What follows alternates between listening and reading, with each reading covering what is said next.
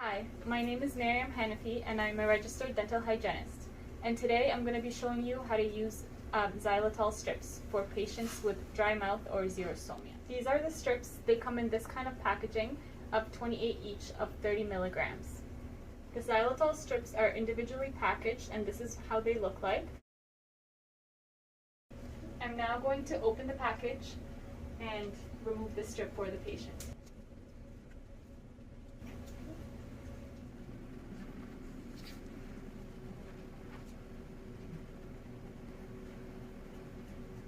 The patient is going to close and the xylitol strip is going to dissolve over time.